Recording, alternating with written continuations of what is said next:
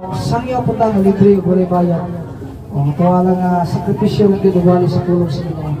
Lagi na ikaw bandri karon ang akong amigo, Pastor Put, Pastor Erlon Salitas. Ang iyang ministry ang isamang sa Ginoo kaniya nadya sa Purok Ulandingan, Barangay Bagunbon, San Carlos City. Actually, I'm from Sipaway. Hindi siya nagaton yung Sipaway na ako diya kapuyo sa Dakdak, sa Pantalan lang. O taga dito ko niya, pareha na taong lungsod, pareha na taong syudad, San Carlos. O alaala ko karon sa Barangay Agpangi, tungod kay diha ko ni-assign sa Ginoo sa iyang ministry ang pagsangyo sa kaigsunan nato sa Barangay Agpangi. Salamat sa mga ko ang Bagunbon Christian Mission Church na nasa Purok Landingan, Barangay Bagunbon. O pasalamat ko sa Pastor Erlon o sa ko ang barangay captain, diri si barangay captain Luni pas. Okay, nining kabuntagon, dagang salamat o bisan pa man na natay obra. Dayon ligid mo sa inyo ang ipangobra. Samtang galingkod ka, samtang gabarong, atong galunggan, ito ang akong gamiton ko diyon sa pipila ka minuto aron sa pagpamati sa iyang kapulong. Ngayon tanong kini nga pulong mga igsunan tungod kay nasayod ako kung adunay pulong atong madungog na importante igsuon na kundi ang pulong sa Dios. Anay bilin nga ang pulong sa Ginoo gikan ni mismo sa kasintasig sa baba sa Ginoo tungod kay iyaham ni mga pulong. Salamat ko Diyos ni kabutagon sa iyang authority nga paghatagan ako og kagayunan. Pag sa dili pa na magsugod akong gihayo tanan sa pagduko sa inyong ulo kinsa katong musilidong kuyogan ka mo sa pagampo, blessings, income sa inyong gipang business karon, negosyo, nanidag isda, utanon, bulan, o mga dry goods, tanang mga baligya ato ang i-pray. Himutang mo sampit sa Ginoo anytime para sa ato increase income. Mag-pray tawad, thank you so much this morning. Salamat sa kahigayunan na makawalin ang usab sa mong pulong. Akong pagampo Diyos kutong sa mga katawhan na diri karon, wala man ko makaila kanila kinsa sila tagadayon sila. Panandakon ako ang pagsalig ko Dios nga naa ka naguban ka namo sa among kaliwala. Lord bless them, income ang lang income mo Dios increase. Uban niya ang mga negosyo nila Lord ng kabuntagon, mga namaligya o utanon, mga isda, bulad, mga dry goods, mga sinina, tanan Lord ng mga naibaligya diri karinderias, tanan Lord ng mga negosyo, mga businesses. Bless them God, increase their income, provide them their physical needs, may matagbuang tanan nilang mga kinahanglan sa madagaglang tanan na masuplayan din Lord ang ilahang income sa ilahang kinahanglanon sa ilang pamilya. Bisan makalod sa physical na pagampo, doon natin kami pagampo spiritual. May mo ang blessingan Lord ang among kinabuhi na masabta na mo imong plano sa kinabuhi Lord na doon na pa importante sa tanan ang kalawasan sa among kalag. Agay kami mensahe ni kabuntagon o sa among kagalingon na maging masabtan. O baliw Lord imong ubos nga lagad, wala mahimog mong likaw, agay kami guidance sa protection karon. Dipras kami magsugod at kami matapos. Sa pangalan ni Kristo Jesus ang giyampo tanan. Amen o amen. Gusto na ko may buntag kinatong tanan. Ang February mao kini bulan magsaulog sa gugma. So ang February mao kini bulan nasa diet kita nga tawo magselebrar sa gitawag og Valentine's Day. Kini Valentine's Day dili ningon nga primero pa nato nadunggan. Kung may tag Valentine's Day, kita nga mga batanon, wala na pilabot na hindi naman ko batanon. Kamo nga mga batanon, ano ninyo kanang iluhan ng timpo kay bulan man sa gugma. Huwag ko mag-iskong kita gugma o bulan sa gugma. Ang Biblia na po'y gitawag diri gugma. Na po diri isoon sa Biblia, mabasa na to ang dakong gugma. Ako mabrihan ang 1:3:16. Yung ang Bible sa 1:3:16, kaya ang Diyos na igugma pag-ayos sa kalibutan, na siya mihatag siyang bugtong di pagkatao nga na, aron si bisan kinsa katong nagatuo diha kaniya, dili gayon malagdag, apan adunay kinabuhi nga walay katapusan. Igsoon kini akong ibasa karon mao kining heart verse igsoon diri sa Bible. The love of God, ang gugma sa Ginoo. God's love us, God loves you. Kitang tanan mga Kristo, mga kaigsunan, mapungkri man ta, madato man ta, itong, puti, taas, mubo, laki, babae, tigulang, batanon, kitang tanan mga igsunan, gipalakga kita sa Ginoo, gigugma kita sa Dios. Moy gumikan igsoon yung Bible natay tulo ka butang nga makita diha. Una, kay gigugma sa Dios ng kalibutan. Ikaduha, tungod sa gugma iyang gihatag iyang bukto nga anak. Ikatulo, ang simsen sa katong matuo mga baton ug kinabuhi na walay katapusan. Kanang tulo igsoon nga punto niya atoa karon tagaan og dili og pagtagad karon ang mensahe sa Ginoo. Diyo na Biblia, kay gigugma sa Dios ang kalibutan. Gigugma kayo sa Dios ang kalibutan. Ang kalibutan nga ginasabot dahil igsoon dili kini kalibutan nga atong gipuy-an. Dili kini ang kalibutan nga atong gitindugan karon. Ang kanang kalibutan nga gipasabot diha kitang tao sa kalibutan. Gigugma kita sa Dios. Nganong gugma niya dako man. Sulaw, nganong dako man siya magugma. Tungod kay ako magaingon nato ni Kuruntagon, kini ang klase nga gugma nganong dako tungod kay tibuok kalibutan iyang gipangamatyat. Mao kana ang atong Ginoo Jesu-Kristo. Walay ingon niya sulaw. Gigugma kita niya nga naman tibuok kalibutan mga kaigsunan. Gigugma sa Ginoo kay tibuok kalibutan iyang gipangamatyat. Mao kana ang atong Ginoo. So, soul of the world, nanong gigugma sa Ginoo ang kalibutan, tungod kay kita nga tao, makasasala. Mo'y nung naligsoon ang Ginoo, gipakita niya ang iyang gugma diri kanato. O kini ang klase nga gugma igsoon, dinili pa niya sa gugma sa Taginibya, dinili pa niya sa gugma sa Tolubyo, nga mosulti dili tumano. Okay, siya nakarelate. Ang kini nga klase nga gugma mga kaigsunan, sacrificial love. Napasabot nga, when it comes na iyang gisulti, iyang yung gituman. Wala lagi ko ng Diyos nga, ipadala na ko niya kung buktong anak ko, inyuhan na na. Ipadala na ko akong buktong anak, o palanggaan na ninyo. Wala niyo ng Diyos na, ipadala niya for the purpose. Na ito yung tulong rason, ganun ang Ginoo, ipadala siyang buktong anak. For the purpose, na kita nga tao, makabaton o kaluwasan. O inong galigsoon nining kabutagon, ang ginigugmaha, sacrificial love. Nganong sacrificial love ang pastor? Tungod kinakita na to sa history sa kamatayon ni Ginoo sa Kristo, sa diyang ginisya sa kalibutan, sa iya palang pagpanganak, gipanganak pa lang siya ni Maria, wala na siya igo nga dapit na kasudlan. Gani nakita na to nga sa iyang pagpanganak, dito siya gipanganak ni Maria sa pasungan. Kung nakabalo pa lang nga Ginoo dito, manluluwas dito namatay, ana na tao, atong dadong sa hospital, dito na may panganak, pero wala. Bisan na iyang pagpanganak, dito tao siya na tao sa pasungan. So, bisan siya pagkatao, hangtod sa iyang ministry, nagwala siya, gisalikway gyapon siya sa mga tao. Hangtod siya, gisintinsiyaan na mamatay, sa wala pa siya namatay, o sa gibuhat, gisumpag siya, gisagpa siya, ginaparo, na siya no, gilutan, gitamay, tanan igsoon ang kasakit na agyan sa itong Ginoo. Pero wala ang ginagniya gisapayan. Ano man, tungod sa iyang dakong gugma diri ka nato. Mula kita nga mga tao igsoon, tungod sa dakong gugma sa Ginoo diri ka nato, mao hinungdan ingon ang Biblia. Gihatag niya ang iyang bugtong anak. Wow, salamat kinaagid gihatag ang Dios. Kaya yung Bible, adunay kalaglagan. O kini kalaglagan nga gipasabot sa Biblia nga may isunan, kalaglagan kini sa ato ang kalaglagan sa impierno. Apan pasalamat ani kumtago kay naay Ginoo si Kristo Jesus namatay sa krus sa Kalbaryo ug may hinungdan nga kita nga tao makabatulog kaluwasan. Wow, salamat sa mga pasali. Salamat sa mga promesa. Yun ang Biblia mga isunan. Si bisan kinsa katong motuo kaniya, dili na malaglag. Unsa man ang klase ng kalaglagan? Ang kalaglagan nga giingon sa Bible nga igsunan, kalaglagan kini sa impierno.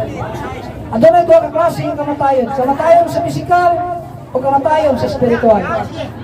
Duha ang kamatayon sa tao igsoon, kamatayon sa pisikal o kamatayon sa espiritual. Unsa man ang kamatayon sa pisikal? Kini ato ang lawas, ora niya mobalik sa abog. Mao kaning moipon sa yuta.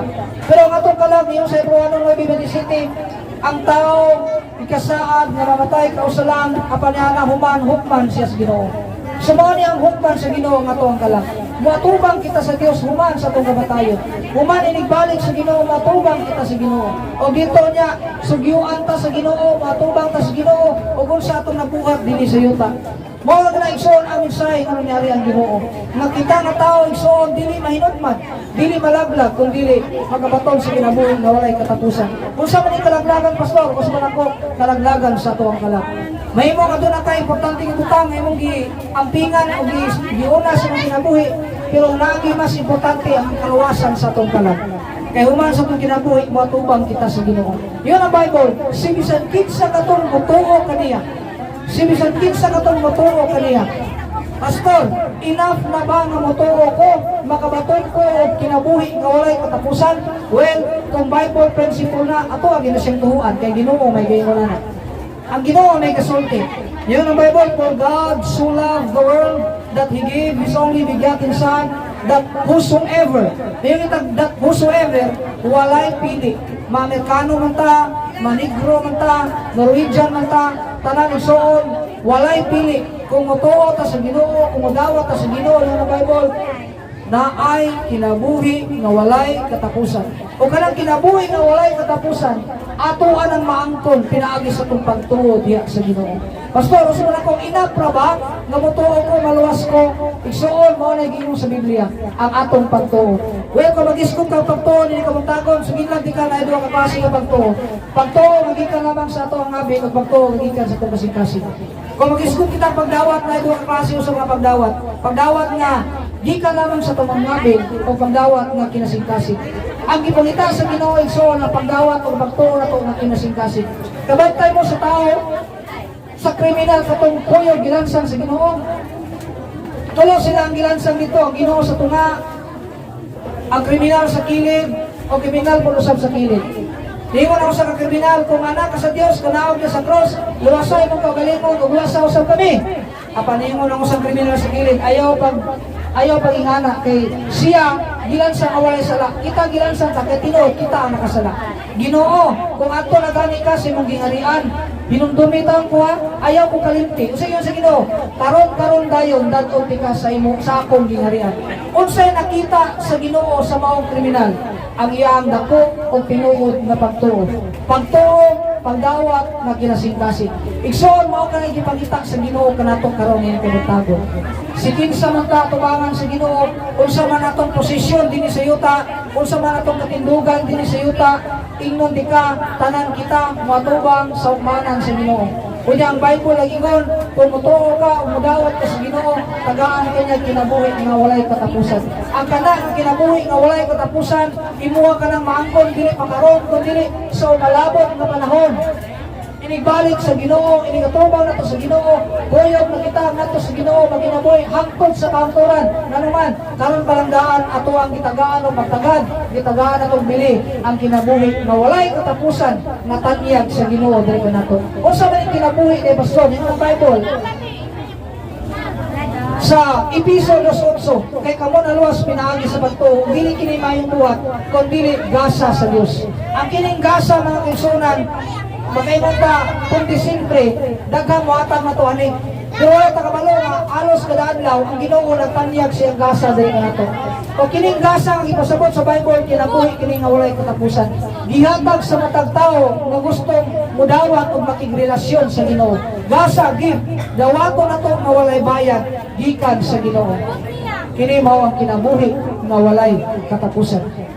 Nawat ako igsoon, ikurutago na to, kinipatalingugan nga mubo nga mensahe sa dili paulahi ang tanan.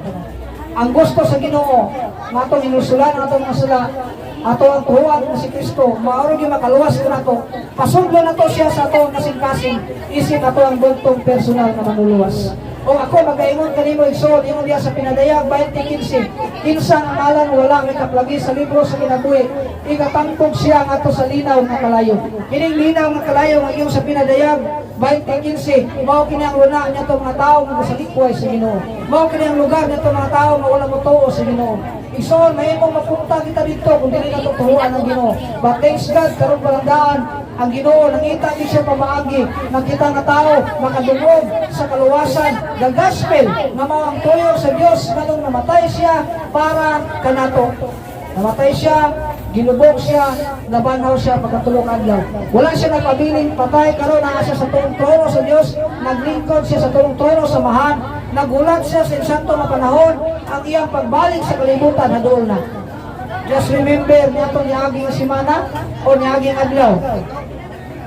Ang Turkey ug Syria giuyog sa magnitude 7.8 nga lindol or earthquake or linog. Gahapon o gaina, gilantaw na ako ang balita, niabot ni yung mga 5,000 kapin ang nangamatay sa linog. Ang uban na tamukan, ang uban di naging makuha kaya naipon sa mga building o tamukan. Kung sa may mensahe na ito, makita niya lang mga trahedya. Yun ang Bible sa dilit pang mabot ng katapusan sa kalibutan, Mateo 24:7, makadungog kapag mga hugoy-hugoy, gira nasod, gatok nasod, agutom, kalisod, earthquake, linog, mao na kanyang sungdanan sa katapusan sa kalibutan. Igsoon, nagsugod na ang timailhan, ngapit na ang Ginoo mobalik. Ang atong buhaton karon, kabalo ka, makigrelasyon sa Ginoo, makigrelasyon sa Dios.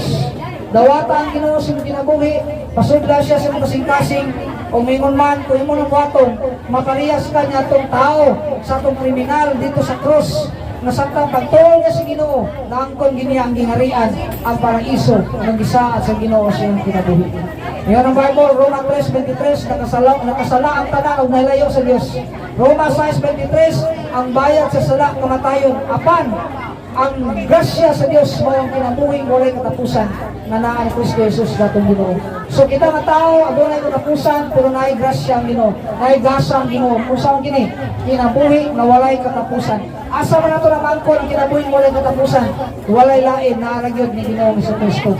Ang atong paglaom, ang atong pag-asa, ang atong sandigan walay lain kundi ang Ginoo sa Kristo aragyod walay lain.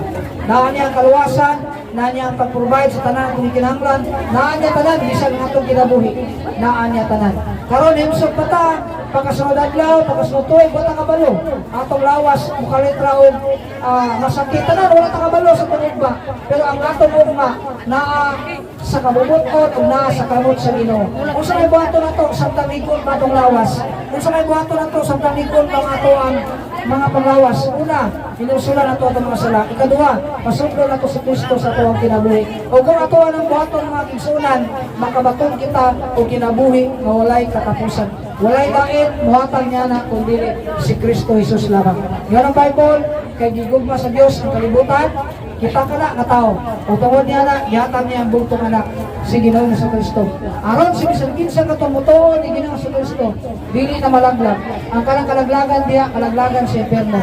Pero kung mutuon ta sa Ginoo ng Bible, makabaton kita o kinabuhi nga walay katapusan.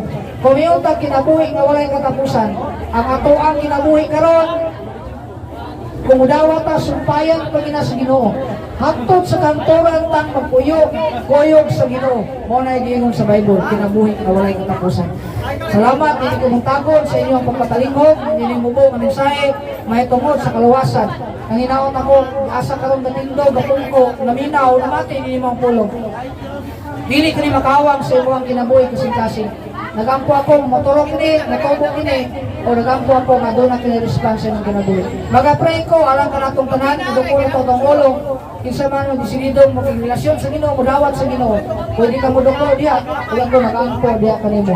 Dalay ko na gumanan nga Dios, salamat inintang na sa kautuhon, salamat sa imuhang mensahe, salamat sa mensahe sa kaluwasan.